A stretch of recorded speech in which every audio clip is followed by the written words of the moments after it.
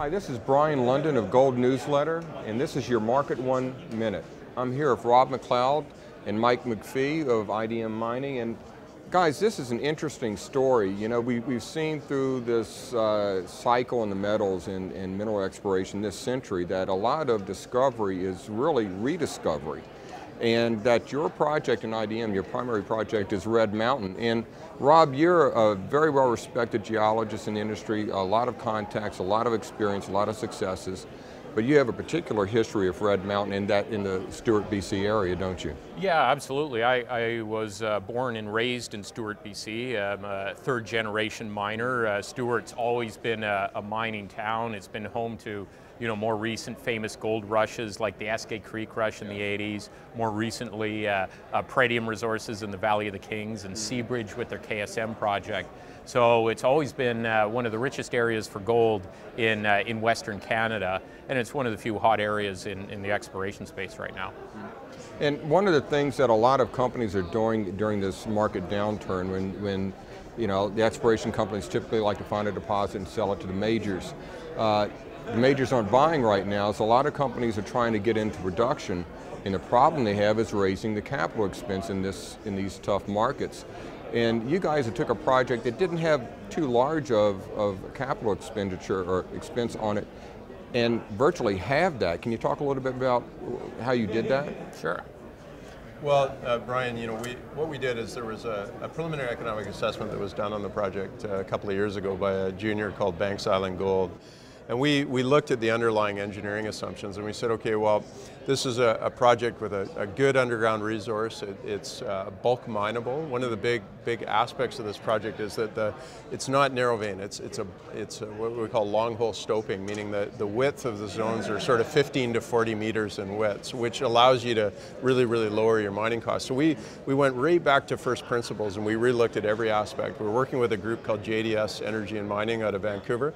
Probably one of the world's top sort of engineering EPCM contractor mine designers, and we did a couple of really key things. One is that the previous designer had a tunnel, and it was all about dealing with snow. It was about moving ore during a time when the snowfall is high. What we did is we focused more on a 9 to 10 month operating period. We omitted 2 months of production out of the operating schedule, but through that we knocked almost $50 million of capex out of the project, and we've created a project with an over 40% internal rate of return, very low cost of production, less than $500 an ounce with byproducts, and one that has really compelling economics with a just over $70 million capital cost. So we took it from about $160 million down to $70 to $75 million development cost, which is eminently doable even in this market environment, especially at those kinds of economics. And so you've got a production play that has great economics and seems to be a slam dunk from that standpoint, but you also have some exploration upside in the project, don't you?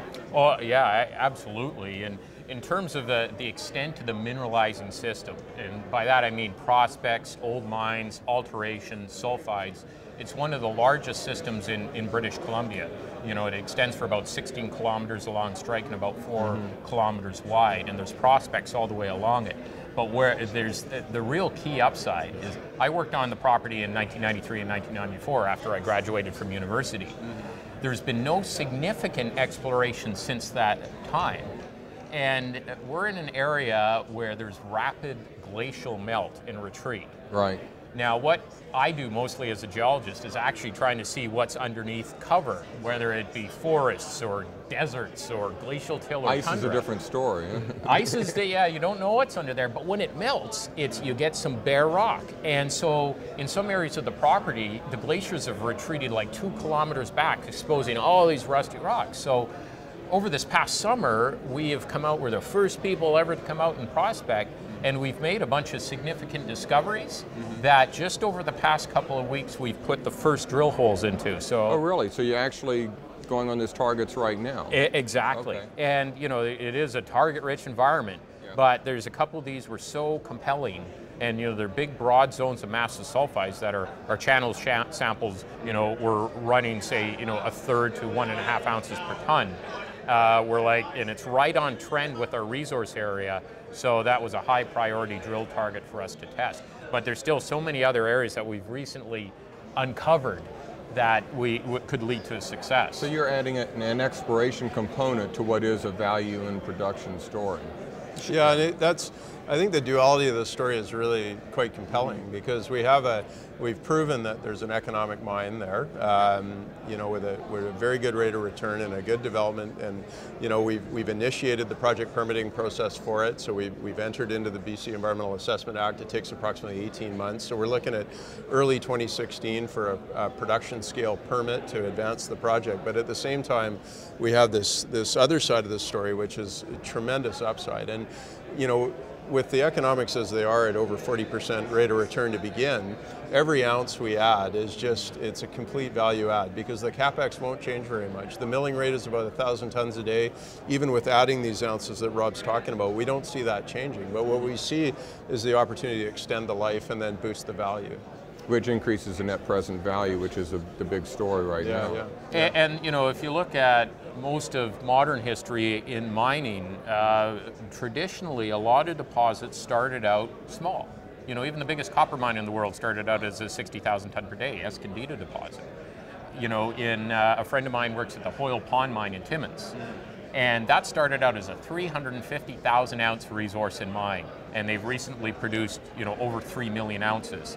So usually once you get in there, get in production, we would have 5 years worth of resources, but you have 5 years to find additional ones. And when you have such a big mineralizing system, we're very confident there's going to be a lot more to be found that will be economic.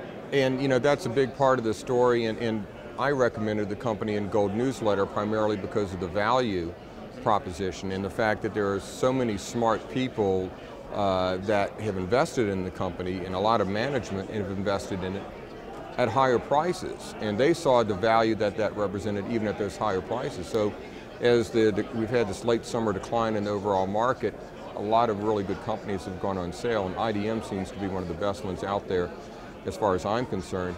The exciting aspect to me is that you also have that, you know, an investor can come in and get their meal, but you have that exploration upside. You have a little possibility of some good dessert there as well. Oh yeah, and throughout the rest of the fall, we're going to be feeding. We've drilled this one new area that I mentioned that melted out from under the ice called the Cambria Zone.